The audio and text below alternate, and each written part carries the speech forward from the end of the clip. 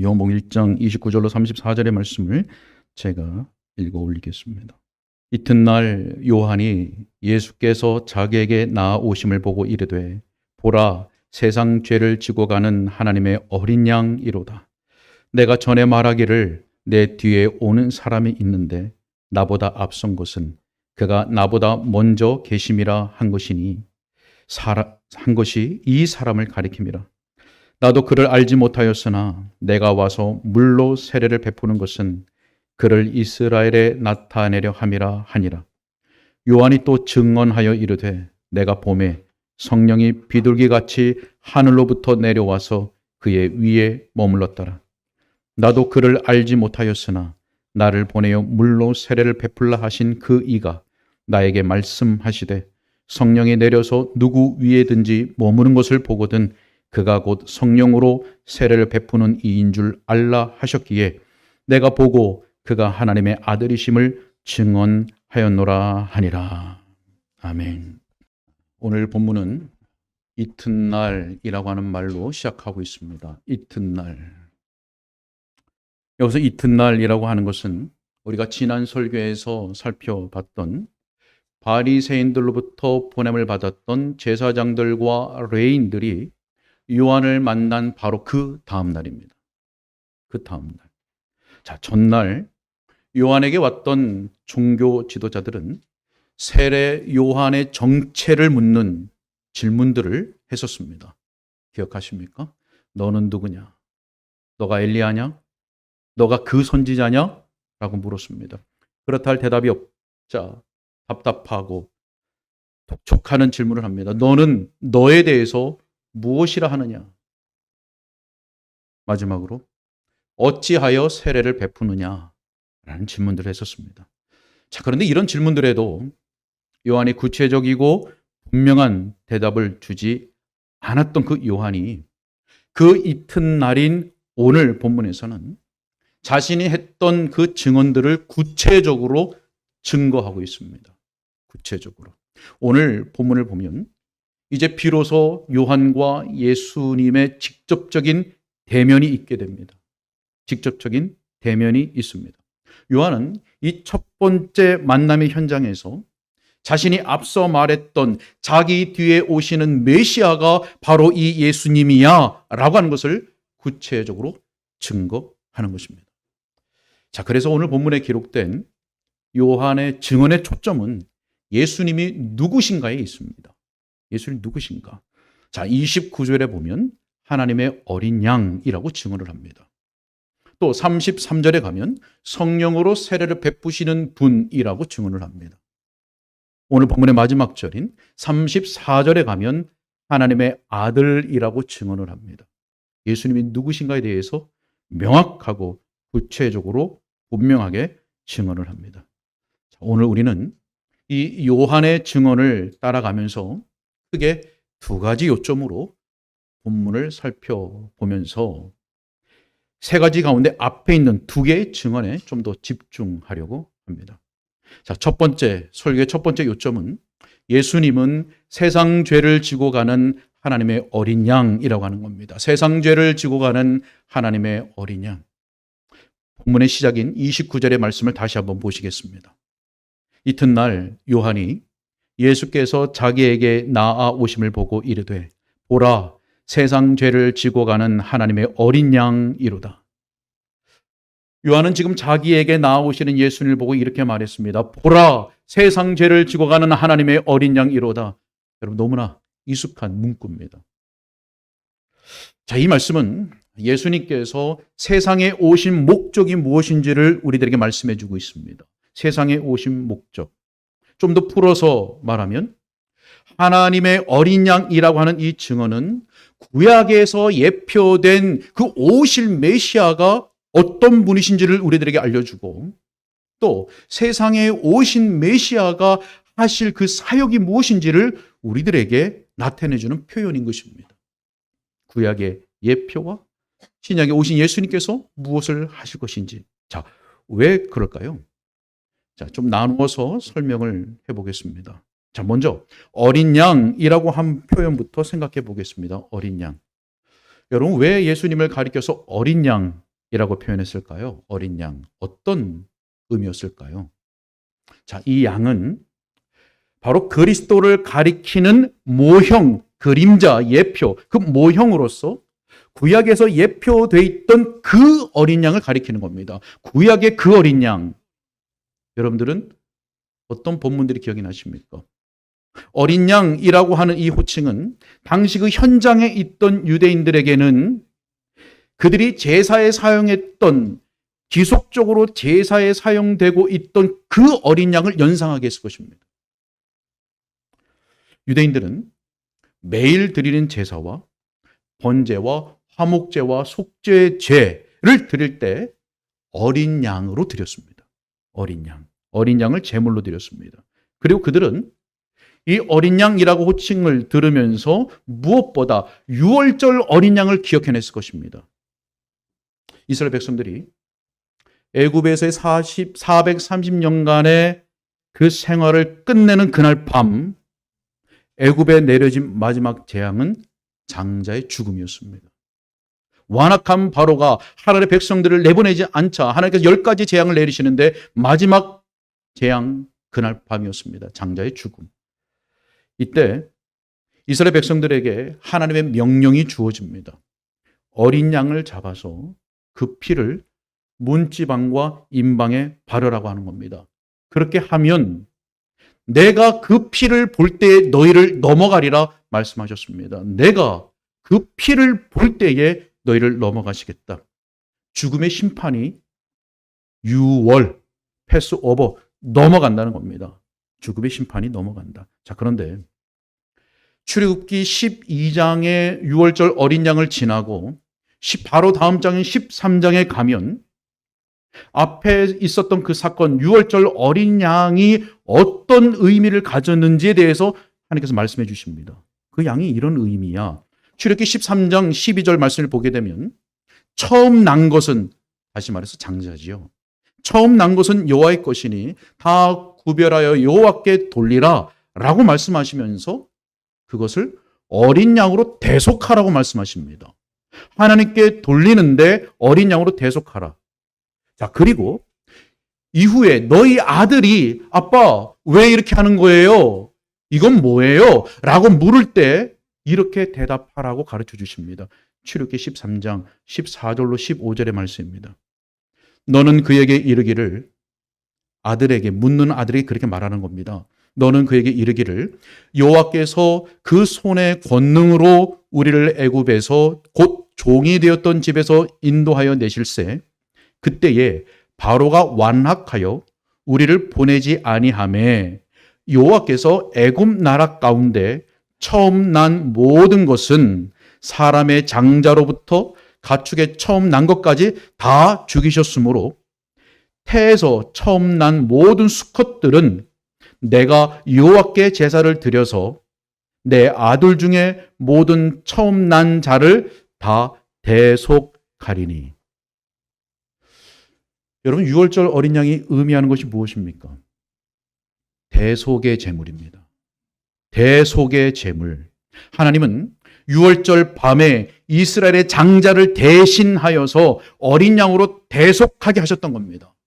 여러분, 여기서 장자 혹은 처음 난 것이라고 하는 것은 첫 번째 것 그것만을 말하는 것이 아니라 전체를 말하는 겁니다. 전부를 말하는 겁니다. 그러니까 하나님은 유월절 어린 양을 통해서 자신의 이스라엘 백성 모두를 대속하게 하신 겁니다.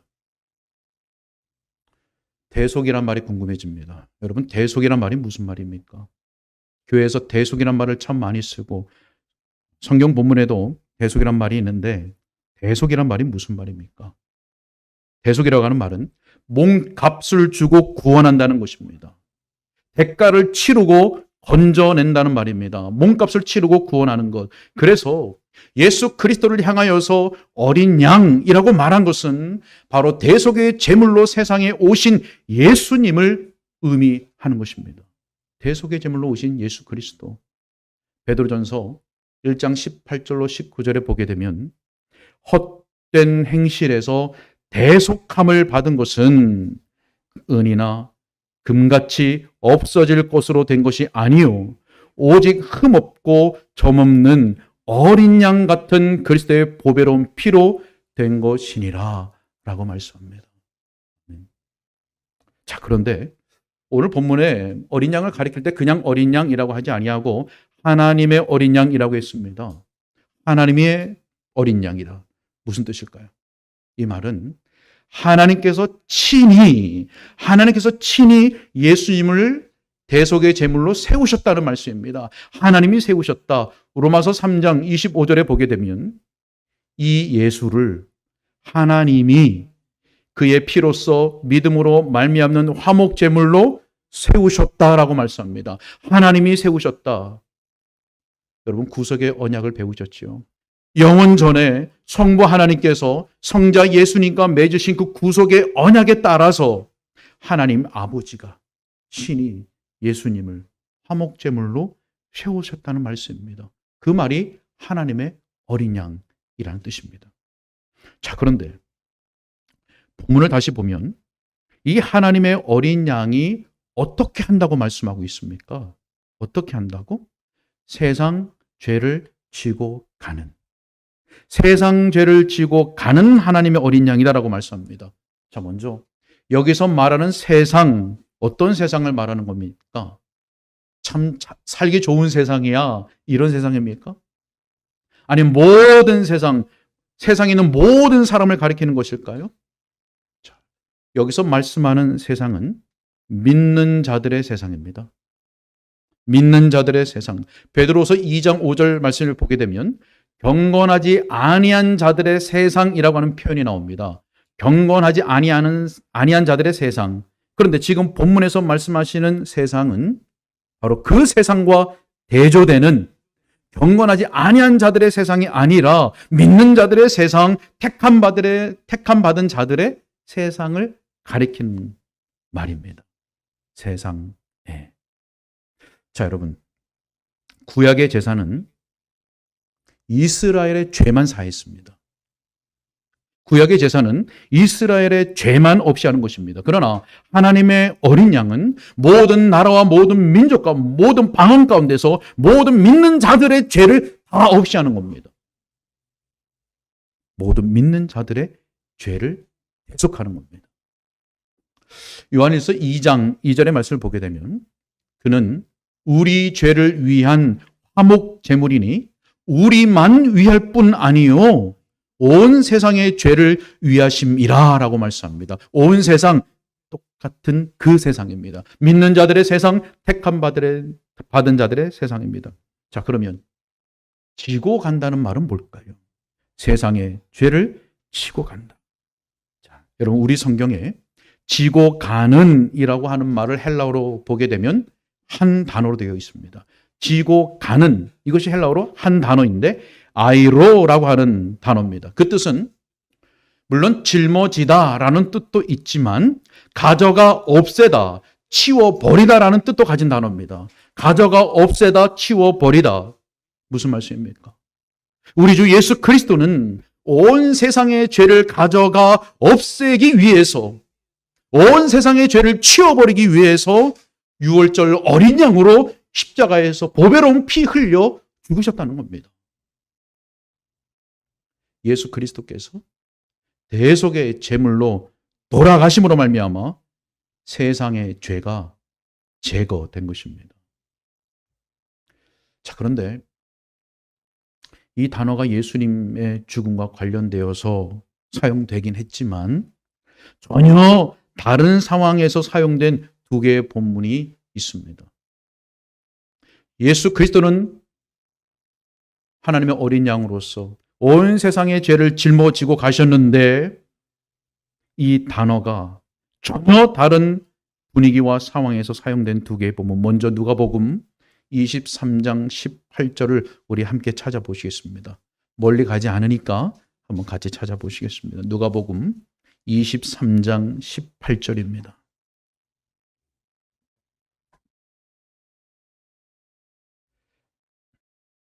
누가복음 23장 18절 말씀 함께 있습니다. 시작. 일제히 소리질러 이르되 이 사람을 없이 하고 바라바를 우리에게 놓아 주소서 하니. 여러분 무슨 장면입니까? 예수님이 십자가에 넘겨지기 직전에 빌라도 앞에 서셨습니다. 그때 대제사장들과 지도자들과 백성들이 일제히 고함을 질렀습니다. 이 사람을 없애버려라. 저 사람을 치워버려라. 여기에 이 단어가 쓰였습니다. 가져가, 없애다, 치워버리다. 자, 이번에는 다시 요한복음으로 가서 요한복음 19장 15절로 16절의 말씀을 찾아보겠습니다. 요한복음 19장 15절로 16절의 말씀입니다. 요한복음 19장 15절로 16절. 여기에서 동일한 단어가 이렇게 반복됩니다. 읽겠습니다. 시작. 그들이 소리 지르되 없이 하소서, 없이 하소서, 그를 십자가에 못 박게 하소서. 빌라도가 이르되 내가 너희 왕을 십자가에 못 박으랴. 대제사장들이 대답하되 가이사 외에는 우리에게 왕이 없나이다 하니 이에 예수를 십자가에 못 박도록 그들에게 넘겨주니라. 아멘. 어디일까요? 없이 하소서, 없이 하소서. 소리 지르되 저 사람을 없이 하소서, 치워버려 주세요. 여러분, 유대인들은 로마의 압제 속에서 자신들을 구원해 줄 그 메시아, 헛된 메시아, 잘못된 왜곡된 메시아는 기다렸지만 임박한 진노로부터 자신들을 구원해 줄 대속의 제물로서의 메시아는 전혀 기대하지 않았습니다. 자신들을 배고픔과 가난과 억압 속에서 구원해 줄 메시아는 기다렸지만 자기들을 죄와 비참함으로부터 구원해 줄 하나님의 어린 양에게는 관심이 없었습니다. 결국 그들은 예수님을 십자가에 못 박았습니다.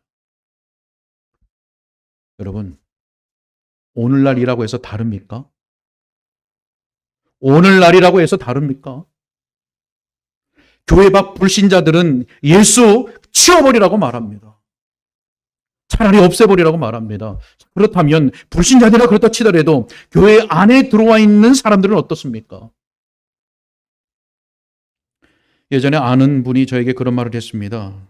문수야, 문수는 제 이름입니다. 문수야, 요즘 사람들은 구원받으려고 교회 가지 않아.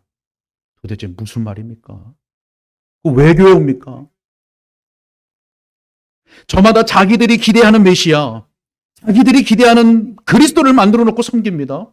광야에서 이스라엘 백성들이 금송아지로 이미테이션 하나님을 만들어 놓고 그것을 섬겼듯이 오늘날도 자기들의 필요를 따라서 자기들의 욕구를 따라서 자기들의 가려운 길을 긁어줄 그 이미테이션 예수를 섬기고 있는 겁니다. 그것도 동일합니다.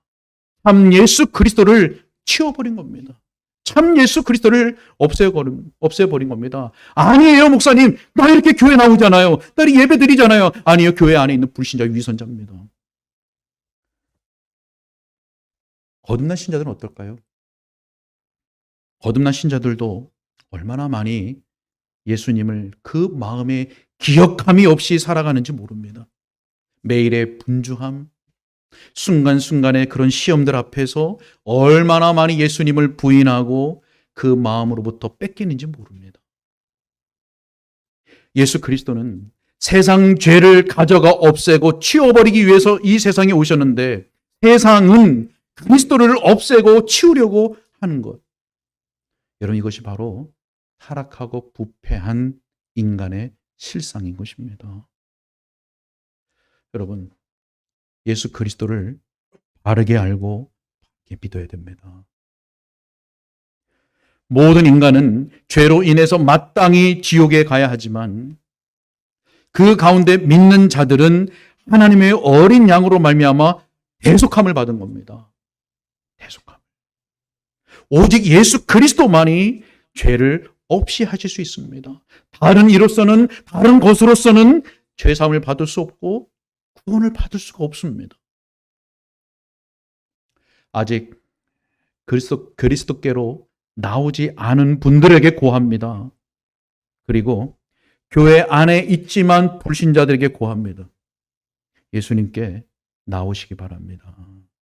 예수님께 나오시기 바랍니다. 그리고 하나님과 화목하시기 바랍니다. 우리가 살 길은 하나님과 화목하는 길밖에 없습니다. 그런데 그와 같이 하나님과 화목하게 되는 것, 하나님께 우리가 받아들여지는 것은 하나님의 어린 양 예수의 피밖에 없는 것입니다. 지금 살아있다면 아직 하나님과 화목할 수 있는 기회가 있는 것입니다. 그저께 저의 가까운 사촌 중에 한 분이 돌아가셨습니다. 그의 나이 48살입니다. 48살. 젊은 여러분들 꿈을 가지고 열심히 부지런히 최선을 다해서 달려가십시오. 그러나 그리스도 밖에 있다면 여러분의 영혼에 위로를 줄 수 있는 것은 아무것도 없습니다. 육신적인 것들은 결코 우리의 영혼에, 우리의 심령에 위로를 줄 수 없습니다. 학업의 성취, 세상적인 성공, 돈을 열심히 모으는 것, 돈을 재밌게 쓰는 것, 여행, 스포츠, 그 어떤 것도 여러분의 영혼에, 여러분의 심령에 만족과 위로를 결코 주지 못하는 겁니다. 오직 그리스도 안에만 진정한 위로가 있습니다. 우린 죄와 비참한 가운데 있기 때문에 위로가 필요합니다. 하이델베르그 요리문답 1문에서 뭐라고 합니까? 우리의 유일한 위로가 무엇인가? 그것은 바로 우리를 위하여 보배로운 피를 흘리신 예수 그리스도의 것이 되는 것이 우리의 유일한 위로인 것입니다. 하나님과 화목할 수 있는 기회가 오래도록 우리에게 주어질 거라고 생각하지 않기를 바랍니다. 자기의 영혼에 근심을 달라고 하나님께 기도하시기 바랍니다. 현대 심리학에서는 근심을 빨리 버리라고 말합니다. 그게 심리학입니다. 근심 빨리 버리라. 맞습니다. 성경을 보면 세상 근심은 우리를 죽음에 이르게 한다고 말합니다. 그러나 우리에게 필요한 근심이 있습니다. 하나님의 뜻대로 하는 근심은 우리로 하여금 회개하여 구원에 이르게 하는 것이기 때문에 후회할 것이 없다고 성경은 말씀합니다. 하나님이 주시는 근심, 영혼에 대한 근심은 우리를 살립니다. 우리를 살리는 겁니다. 왜 영혼에 대한 근심은 하지 않고 세상 근심만 하고 있습니까? 혹 저는 죄가 많아서 하나님 앞에 나갈 수가 없어요. 혹 이대로는 못 나가요. 하나님께 뭘 좀 해놓고 나가야지요. 이렇게 말하지 마시기 바랍니다. 지금은 아니에요 라고 말하지 말기 바랍니다. 하나님의 어린 양은 죄인을 위한 대속의 제물로 오신 것이지 죄 없다 하는 자들을 위해 오신 분이 결코 아니라는 사실을 꼭 기억하시기 바랍니다. 거듭난 성도들께 부탁드립니다. 사랑하는 거듭난 성도 여러분들, 우리는 하나님의 어린 양 그리스도의 피로 말미암아 하나님께 받아들여진 사람들입니다. 우리는 어둠 가운데서 빛을 보고 빛을 경험하고 빛으로 옮겨진 사람들입니다. 꼭 기억하십시오. 빛을 경험한 이후에 맛보게 되는 어두움은 우리가 이전에 경험했던 그 어두움보다 우리를 더 비참하게 만드는 겁니다.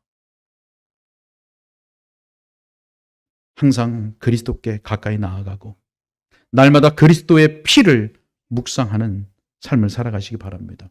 그렇게 할 때 우리는 세상과 육신을 이길 수 있는 더 큰 힘을 얻게 될 것이고 이 세상 속에서 더 큰 위로를 경험하게 될 줄로 믿습니다.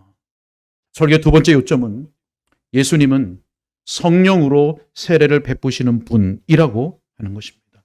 예수님은 성령으로 세례를 베푸시는 분입니다. 30절의 말씀을 제가 다시 한번 읽겠습니다. 내가 전에 말하기를 내 뒤에 오는 사람이 있는데 나보다 앞선 것은 그가 나보다 먼저 계심이라 한 것이 이 사람을 가리킴이라. 여러분, 요한이 전에 말했다고 하는 것이 무엇일까요? 전에 말했다는데 이것은 요한복음 1장 15절과 27절의 말씀을 가리키는 겁니다. 그때도 동일하게 말했었습니다.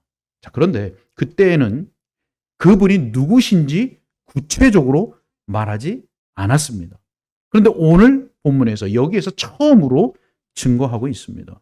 자, 그러면 요한이 한 말을 잘 보시기 바랍니다. 내 뒤에 오는 사람이 있는데 나보다 앞선 것은 그가 나보다 먼저 계십니다. 자, 요약하면 내 뒤에 오는 사람이 있는데 먼저 계셨다. 뒤에 왔는데 먼저 계셨다. 이게 무슨 말입니까? 뒤에 왔는데 먼저 계셨다. 여러분, 세례 요한과 예수님은 6개월 차입니다. 누가 먼저 나셨습니까? 세례 요한이 먼저 났죠. 예수님은 세례 요한보다 6개월 뒤에 태어나셨습니다. 그러니 요한보다 뒤에 오신 것이 맞습니다. 그러나 예수님은 이미 영원 전부터 계셨습니다. 자, 그러니 먼저 계셨다는 말이 맞는 말입니다. 요한복음 1장 1절의 말씀 보니까 태초가 나옵니다. 태초가 나오는데 무슨 말이 더 필요합니까? 태초에 말씀이 계시니라. 이 말씀이 하나님과 계셨으니 이 말씀은 곧 하나님이시라. 자, 그러니까 요한이 했던 내 뒤에 왔는데 먼저 계셨다라고 하는 이 말은 예수님의 하나님 되심, 예수님의 영원하심을 나타내는 말인 것입니다. 자, 뿐만 아니라 그리스도는 말씀이시죠. 그리스도는 빛이시라고 했습니다. 근데 요한은 무엇입니까? 소리일 뿐이고 빛에 대하여 증거하는 자입니다. 그러니 예수님은 요한에 비해서 앞선 분이라고 하는 것이 맞는 말입니다. 자, 31절의 말씀을 보시기 바랍니다. 31절, 나도 그를 알지 못하였으나 내가 와서 물로 세례를 베푸는 것은 그를 이스라엘에 나타내려 함이라 하니라. 아멘. 자, 여러분, 전날에 제사장들과 레인들이 요한에게 와서 물었었지요. 왜 세례를 베푸느냐? 따져 물었습니다. 어찌하여 세례를 베푸느냐? 자, 이때 요한이 대답을 하지 않았습니다. 자, 그런데 오늘 본문에서는 자신이 왜 세례를 베푸는지에 대한 그 이유를 설명하고 있습니다. 무엇으로 설명합니까? 그를 이스라엘에 나타내려 함이라. 예수 그리스도를 이스라엘에 나타내려 함이라. 자, 여러분, 요한이 베푼 물세례 무엇입니까? 물세례. 이것은 예수님을 이스라엘에게 나타내기 위한 준비입니다. 준비. 요한의 세례는 사람들에게 회개하게 하는 세례였습니다. 회개하라, 천국이 가까웠느니라. 회개하게 하는 세례였습니다. 그리고 회개한 것을 증거해주는 세례였습니다. 그래서 세례 요한의 이 세례에 대해서 성경은 뭐라고 부르냐면 회개의 세례라고 부릅니다. 회개의 세례라. 자, 그리고 요한이 베푼 이 물 세례는 예수께서 죄를 씻어 주실 것을 상징하는 세례였습니다. 예표지요. 예수님께서 죄를 씻어 주실 것에 대한 상징입니다. 자, 그래서 요한은 이 세례를 통해서 사람들로 하여금 성령으로 세례를 베푸실 그 예수님의 세례를 사모하도록 그 마음을 준비시키는 세례였습니다. 성령으로 세례를 베푸시는 예수님. 자, 그것이 33절 하반절의 말씀입니다. 그가 곧 성령으로 세례를 베푸는 이인 줄 알라 하셨기에 요한은 물로 세례를 베풀었습니다. 반면에 예수 그리스도는 성령으로 세례를 베푸십니다. 자, 여러분, 성령으로 세례를 베푸신다는 게 무슨 말씀일까요? 성령으로.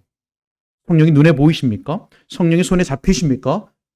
보이지 않고 손에 잡히지 않는 그 성령으로 어떻게 세례를 준다고 하는 걸까요? 자, 예수님은 사람들에게 성령을 주시는 겁니다. 그래서 성경은 성령에 대해서 하나님의 영, 그리스도의 영이라고 부릅니다. 예수의 영. 예수님은 성령을 사람들에게 주셔서 죽었던 영혼을 살리시고 거듭나게 하시는 것입니다. 성령으로 불과 같이 역사하셔서 그 속에 있는 죄와 찌꺼기들을 태워서 없애십니다. 성령으로 물같이 역사하셔서 죄를 깨끗이 맑히시는, 정결하게 하시는 역사를 하시는 겁니다. 바로 성령의 역사, 예수께서 베풀어 주시는 성령의 역사를 말씀하는 겁니다. 자, 그런데 33절 본문에서 우리가 주목해서 봐야 할 요한의 고백이 있습니다. 나도 그를 알지 못하였으나. 한 번만 말하지 않고 또 말합니다. 31절에서도 반복됐습니다. 나도 그를 알지 못하였으나. 31절과 33절 두 번이나 나도 그를 알지 못하였다. 여러분, 이 말은 또 뭘까요? 세례 요한이 예수님의 존재 자체를 몰랐다는 말일까요? 여러분이 이미 알고 있다시피 예수님의 어머니 동정녀 마리아와 세례 요한의 어머니 엘리사벳은 친척지간이었습니다. 그러니 세례 요한과 예수님의 관계는 친척지간입니다. 그렇기 때문에 요한이 예수님의 존재 자체를 몰랐다고 하는 말은 분명히 아닐 것입니다. 자, 그러면 알지 못했다는 말 무슨 뜻일까요? 이걸 왜 두 번씩이나 말했을까요? 무엇을 강조하고 싶었던 것일까요? 분명히 의도가 있습니다. 이 말은 지금까지 자신이 알고 지내온 그 예수님이 말씀이 육신이 되어 오신 그 메시아, 자기보다 먼저 계셨던 그분, 그리고 성령으로 세례를 베푸는 분인 줄 알지 못했다는 겁니다. 그런 의미에서 알지 못했다는 겁니다. 그래서 요한은 나도 다른 사람들과 같이 예수 그리스도를 알지 못했지만 계시를 통해서 알게 되었다라고 하는 것을 지금 강조하고 있는 겁니다. 자, 그러면 하나님의 어떤 계시를 통해서 세례 요한은 예수가 하나님의 어린 양인 줄 알게 되었을까? 성령으로 세례를 베푸는 줄 알게 되었을까? 33절의 말씀을 다 같이 한번 읽겠습니다. 요한복음 1장 33절 시작. 나도 그를 알지 못하였으나 그이가 나에게 말씀하시되 성령이 내려서 누구 위에든지 머무는 것을 보거든 그가 곧 성령으로 세례를 베푸는 이인 줄 알라 하셨기에. 어디에 주목됩니까? 그이가 하나님을 가리킵니다.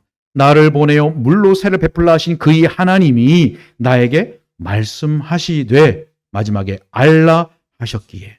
그래서 알게 됐다는 겁니다. 요약해서 말하면 하나님께서 말씀해 주셔서 알게 되었다는 겁니다.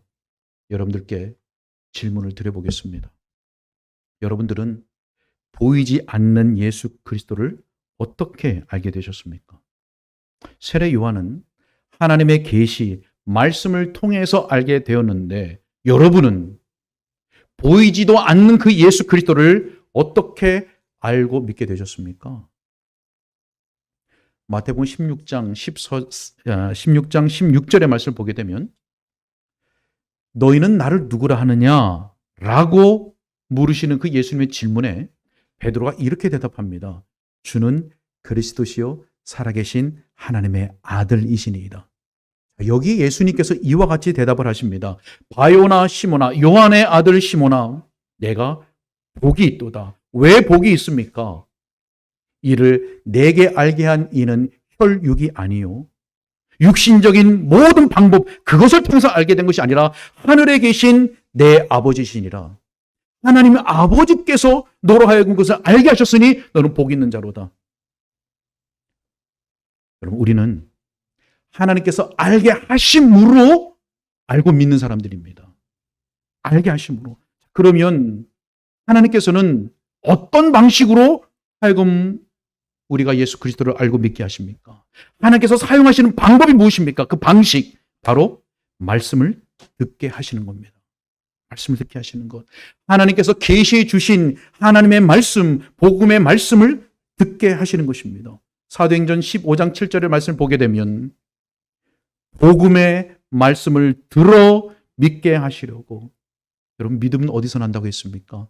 들으면서. 복음의 말씀을 들어 믿게 하시려고 하나님께서 죄인을 구원하시는 방식 가운데 가장 먼저 우선적으로 사용하시는 방식입니다.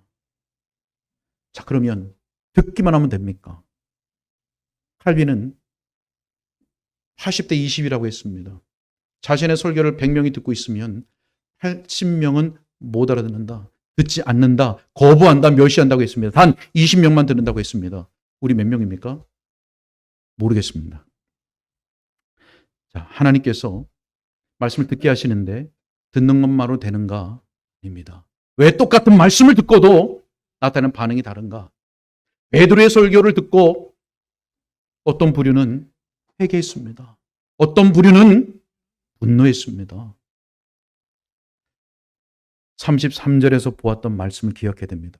예수께서 성령으로 베푸시는 세례, 바로 성령의 역사로 말미암아 들은 말씀을 통하여 예수 그리스도를 알고 믿게 되는 것입니다. 성령의 역사를 통해서. 여러분, 성령은 말씀을 수단으로 역사하시는 분입니다. 결코 성령은 단독적으로 역사하지 않습니다. 성령은 진리의 영이십니다. 성령은 오셔서 죄를 책망하시는데 말씀을 통해서 하시는 겁니다. 성령은 말씀을 수단으로 역사하시는 분입니다.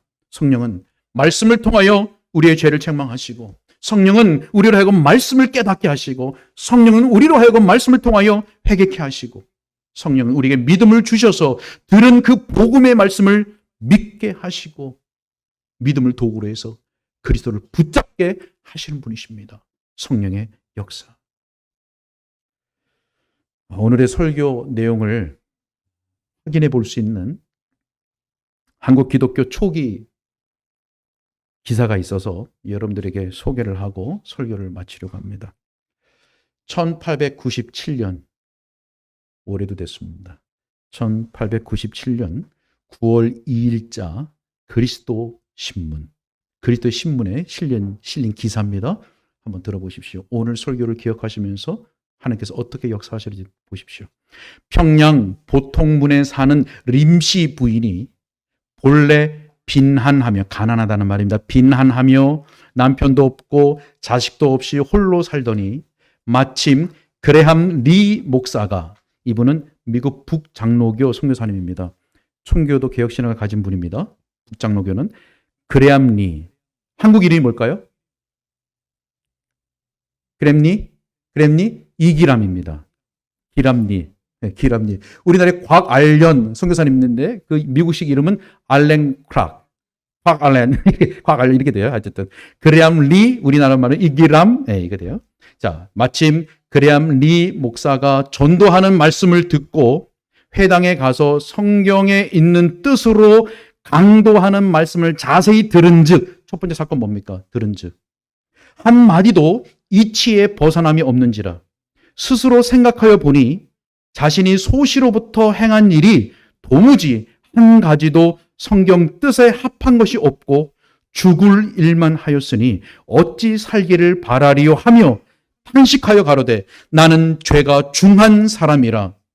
나 같은 사람도 예수를 구주로 믿으면 구함을 얻으리까 하거늘. 누구의 고백입니까? 빌립보 감옥 간수의 탄식이었습니다. 동일합니다. 성령께서 말씀으로 역사하실 때 동일한 현장이 일어납니다. 구주를 믿으면 구함을 얻으리까 하거늘 리 목사가 대답하되 죄를 뉘우쳐 고치고 예수만 믿으면 구함을 얻으리라 하니, 이 부인이 하늘을 우러러 가로되 내가 참신 여호와를 알지 못하고 헛된 신을 위하여 재물을 허비하였으니 이것이 첫째 죽을 죄로다 하고 즉시 자기 마음을 꾸짖어 고치고 집에 와서 원문 성경책, 옛날 한글 성경책을 말하는 겁니다. 성경책을 보다가 상주께, 하나님입니다. 상주께 기도하며 가로되 이 죄인을 불쌍히 여기사 죄를 사하여 주옵소서. 이 죄인이 마귀의 종노릇을 오래 하였나이다. 그러나 더럽다 마시고 예수의 공로를 보사 사하여 주심을 바라나이다. 아멘. 이렇게 성경에, 이렇게 신문에 기록된 기사였습니다. 오늘 본문 34절에 보니까 요한이 이렇게 증언했습니다. 내가 보고 그가 하나님의 아들이심을 증언하였노리라. 옛적의 세례 요한은 계시를 통하여 알게 되었고 성령의 내리심을 보고 예수 그리스도를 알게 됐지만, 오늘 우리는 이미 기록된 성경 말씀을 통하여서, 계시된 말씀, 하나님의 말씀을 통하여서, 그 성령의 역사를 통하여서 눈에 보이지 아니하는 예수 그리스도를 보고 알고 믿게 되는 줄 믿으시기 바랍니다. 세상 죄를 제거하는 하나님의 어린 양 예수, 성령으로 세를 베푸시는 예수는 다름 아닌 하나님의 아들입니다. 하나님께서 6월절 어린 양으로 우리에게 내어주신 그리스도는 하나님의 사랑하는 아들입니다. 우리 편에서는 거저받은 구원이지만 하나님 편에서 사랑하는 아들 예수 그리스도를 유월절 어린 양으로 십자가 내어 주신 것입니다. 우리를 얻기 위하여. 그래서 우리는 하나님의 사랑하는 아들 예수 그리스도를 통하여 아들 예수 그리스도를 통하여서만 하나님께 나아갈 수가 있고 하나님은 사랑하는 아들 예수 그리스도를 인하여 죄인된 우리를 받아 주시는 것입니다. 하나님의 사랑과 예수 그리스도의 은혜와 성령의 역사가 우리 가운데 충만히 부어져서 진정한 회개와 거룩함의 열매가 우리의 각 심령마다 그리고 각 가정마다 그리고 우리 교회 풍성히 맺혀질 수 있기를 우리 주 예수 그리스도 이름으로 축원합니다. 기도하겠습니다.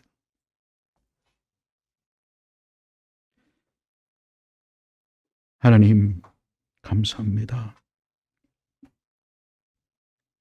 사람이 무엇이간데 우리가 무엇이간데 독생자 예수 그리스도를 그 사랑하는 아들 예수 그리스도를 유월절 어린 양으로 십자가에 내어주셔서 우리를 얻으셨습니다. 예수 그리스도는 하나님 아버지의 뜻에 순종하셔서 이 땅에 오셔서 대속의 제물 희생의 제물로 피 흘려 돌아가셨습니다.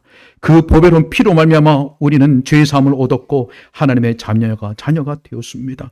하나님 우리 어떻게 살아가야 됩니까? 하나님 우리는 어둠에서 빛으로 옮겨진 사람들입니다. 다시 그 어둠을 경험하기 싫습니다. 주님 성령을 근심케 하지 아니하도록 죄에 우리 자신을 내어주지 않도록 늘 말씀과 성령으로 우리의 심령을 가득 채울 수 있도록 도와주시옵소서. 혹 우리의 가족과 혹 이곳에도 아직 그리스도께 나오지 아니한 자들, 어둠에서 빛으로 옮겨지지 않은 자들이 있다면 그 예수 그리스도의 보배로운 피가 그 심령에 뿌려지지 않은 자들이 있다면 주여 간절히 구하오니 역사하여 주옵소서.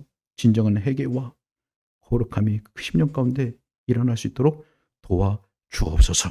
주님께 부탁하고 예수 그리스도 이름으로 기도하옵나이다. 아멘.